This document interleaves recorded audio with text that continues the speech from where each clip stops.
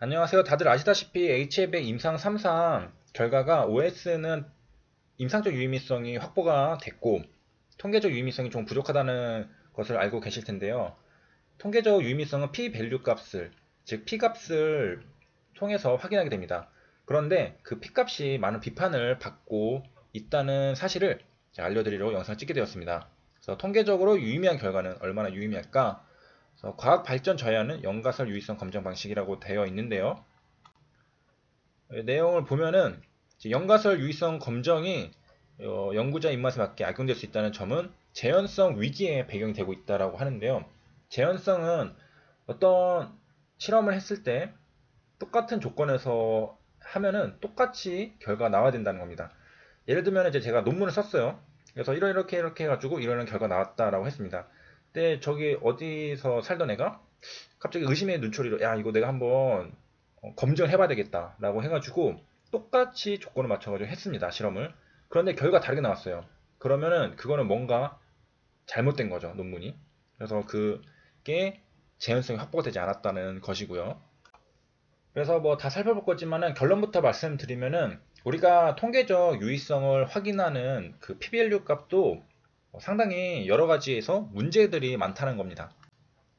상식적으로 생각을 해봤을 때 항서제약이랑 HLB랑 지금 같은 성분의 약을 판매를 하고 있고 하려고 하고 있잖아요.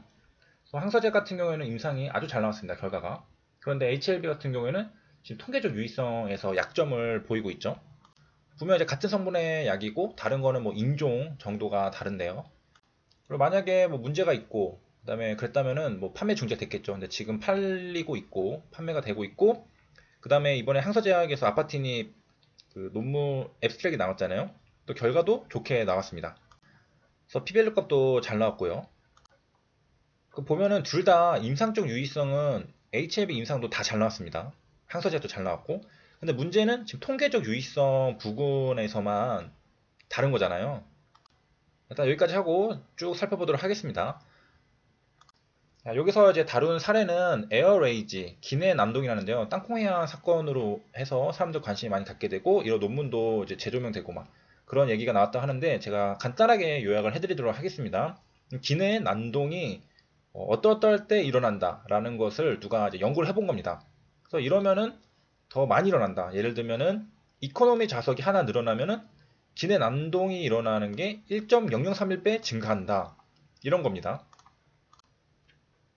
그럼 이제 결론이 뭐였냐? 이 논문에서 다뤘던 이제 통계 자료들을 보니까 여기서 이제 보면은 이게 지금 확률이 1.0031배 증가한다 했잖아요. 뭐 10배도 아니고 지금 1. 거의 똑같은 수준이잖아요. 그런데 통계적 유의미했다라고 보고를 했고 그다음에 1등석이 따로 있는 비행기에서 기내 난동이 발생할 확률이 1000건 중에 1.58회 가량밖에 안 됐습니다. 1000건 중에 1.58인 거죠. 딱 근데 이것도 통계적으로 유의미했다. 이건 아니죠. 이거는 그 횟수니까. 요게 두 가지 사례를 보면서 우리가 의문을 가질 수 있습니다.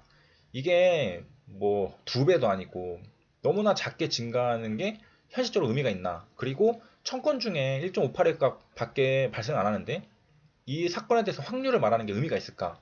뭔가 이상하다고 느껴지죠. 하지만 논문에서는 통계적으로 유의미했다라고 보고가 된 겁니다. 그 다음에 이거 말고도 여러 가지가 있다고 해요. 뭐 도착 시간이 1시간 지연되면 그 에어레이지 기내 난동이 1.0526배 증가한다라고 보고를 하고 근데 이것도 통계적으로 유의미하대요. 상식적으로 생각했을 때 야 이게 지금 1.0031배 증가하는 거는 거의 뭐 증가한 거 아니지 않나? 라고 생각을 할 수가 있잖아요. 근데 여기서는 그 증가한 게 통계적 유의미하다고 말을 하고 있는 겁니다. 그리고 이게 우리 지금 통계 기법들을 사용해서 뭐 연가설 유의성 검정, 유의성 검정이라는 통계 분석을 사용해서 통계적으로 유의미하다라고 보고를 하게 한 거거든요. 근데 이 저자가 말하는 것처럼 이런 그 영향이 미약한데도 유의미했다고 학술지에 보고되는 경우 그리고 유명한 학술지임에도 그런 문제들이 보고되는 경우가 많이 발생을 한다고 합니다. 일단은 뭐 통계를 잘 몰라도 상식적으로 조금 뭔가 이상해 보이긴 하죠. 자, 이제 연가설 유의성 검정으로 들어가 보도록 하겠습니다. 그렇게 어렵지 않아요. 연가설이란 뭐냐면은 이게 우연히 일어나지 않을 거다. 이거는 우연히 일어날 가능성이 없다라고 우리가 밝히는 겁니다. 그게 이제 통계적 유의성, P값을 구하는 그런 건데요. 이제 뭐 신약으로 예를 들면은 이 약을 썼을 때 뭐 자연치유되고, 이 약을 안 썼을 때 자연치유되는 거랑 똑같을 거다. 그 약을 쓰든 안 썼든 똑같을 거다. 라고 가정을 하고 분석을 하는 겁니다. 그런데 그 데이터를 비교를 해보니까 이거는 우연의 일치가 아닌 것 같은데 이거는 극단적으로 우연일 가능성이 적다라고 하면은 이게 통계적 유의성이 있게 되는 겁니다. 자, 그 내용이 이건데요. 유의성 검정 절차의 핵심은 연구자가 주장하는 가설 대신 그것이 틀렸다고 주장하는 가설을 검증하는 것이다. 무슨 말이냐면은 연구자는 만약 임상을 한다. 이 약이 효과가 있을 거다라고 주장을 하고 싶잖아요. 그런데 그게 아니다. 이거는 효과가 똑같을 거다. 효과가 차이가 없을 거다라고 주장하는 가설을 일단 검증을 하는 겁니다. 유의성 검증이. 그게 이제 영가설인데요. 이 영가설 이제 에어레이지 기내 난동으로 보면은 1등석 존재가 기내 난동을 부추긴다라고 주장을 하고 싶죠, 연구자는. 그런데 영가설은 그 반대로 1등석이 있든 없든 기내 난동의 발생률은 동일하다. 신약을 예를 들면은 신약을 쓰든 안 쓰든 환자의 OS나 PFS는 동일하다. 이게 영가설이 됩니다. 연구자는 효과가 있다라고 주장하고 싶지만 영가설은 뭐 그거 쓰든 안 쓰든 플라시보 군이든 뭐 그 쓰는 군이든 똑같아라고 말을 하는 거예요. 그래서 이제 연가설은 이제 한국말로 어떻게 말하게 되냐면은 특정 변수가 다른 변수에 대한 효과가 없다. 효과가 없다. 실험군과 대조군 간에 차이가 없다. 그거 똑같아. 두 변수 간에 관련성이 없다. 똑같아. 라고 진술을 하는 겁니다. 이게 연가설인데요. 자, 우리가 이제 이거가 진짜 중요하다. 이게 통계적 유의미하다라고 하면은 이 가설을 깨부셔야 되겠죠. 이 연가설을 깨부셔야 되는 게 그 작업이 되겠습니다. 연구자가 주장하던 거에 반대로 진술하는 게 연가설이기 때문에 그 연가설을 깨면은 연구자가 주장하는 게 맞다라고 되는 거죠. 그 반대라고 생각하시면 됩니다. 자, 그래서 여기서 이제 등장하는 게 연가설을 검증하기 위해서 유의 확률, P값이라는 것이 이제 등장을 하게 되는 겁니다. 그래서 이 P값이 뭐냐면요. 연구에서 얻은 데이터가 연가설과 얼마나 불일치하는가, 그리고 연가설의 데이터를 얼마나 잘 또는 잘못 설명하는가 나타내는 값이다. 그러니까 연구자가 주장한 거에 반대로 주장한 게 연가설이니까 그거가 틀렸다고 말을 해야 되잖아요.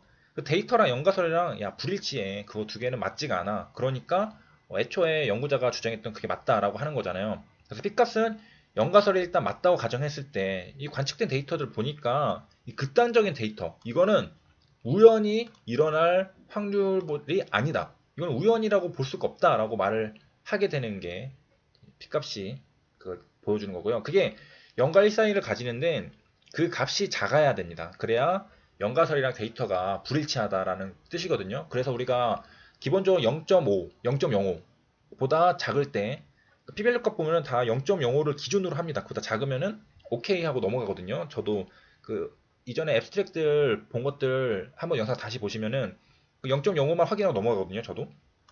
그게 일반화 되어 있습니다. 그게 통계적 유의성을 확인하는 그 작업, 그냥 일반적으로 다 그렇게 쓰니까. 근데 사실 놀라운 사실은 과학자들이 그냥 설정을 한 기준이고 그 값이 0.05여야 하는 필연적인 이유는 또 없는 거예요. 그냥 다들 그렇게 쓰다 보니까 너도 쓰고 나도 쓰고 뭐 우리가 쓰고 다 쓰니까 그냥 0.05 그냥 익숙하게 관습적으로 쓰는 거죠. 보면은 0.05라는 수치가 특별한 수학, 통계적 의미가 있는 것이 아니다. 그래서 뭐 흔히 이제 P값이 0.05보다 작으면 연가설이 데이터를 충분히 잘 설명하지 못한다라고 간주하고 연가설을 기각한다. 연가설을 기각한다는 게 우리가 기각한다 안 좋다고 말을 할 수도 있지만은 연가설은 애초에 연구자가 주장하던 거 반대잖아요. 연가설을 기각한다는 것은 연구자의 가설이 참이다. 그러니까 반대라고 생각하시면 됩니다. 반대 해가지고 다시 돌아와서 연구자 너 말이 맞아. 우연히 발생할 확률은 엄청 낮은 것 같아. 그러니까 너 말이 맞아라고 말을 해주는 거예요. 또 과학 논문에서 보면 0.5보다 작은 값, P값 옆에는 흔히 별표를 달아 연가설을 기각했음을 나타낸다고 하고 업계 용어로 뭐 별이 떴다라고 표현하기도 한다고 하네요. 뭐 통계 분석 해보시면 아시겠지만 이거 만드는 거 어거지로 데이터 이렇게 해가지고 만들거든요. 0.0보다 작게. 이것도 엄청난 노력이 들어갑니다. 그리고 이제 그걸 해냈을 때 그 성취감. 사실 이렇게 하면 안 되죠. 근데 그 픽값 설명하다가 시간 다 가버린 것 같은데, 그 내용이 좀 길기 때문에 여기서 끊고, 이번 영상은 다음을 위한 기반을 쌓았다라고 보고, 핵심은 픽값이 완벽한 게 아니다. 픽값이 뭔가 좀 문제가 많다. 그리고 그 픽값이 바로 통계적 유의미성을 확인하는 데 쓰이는 거고, 지금 HLB의 부족한 부분도 통계적 유의미성이었다라는 점입니다. 여기까지 시청해주셔서 감사합니다.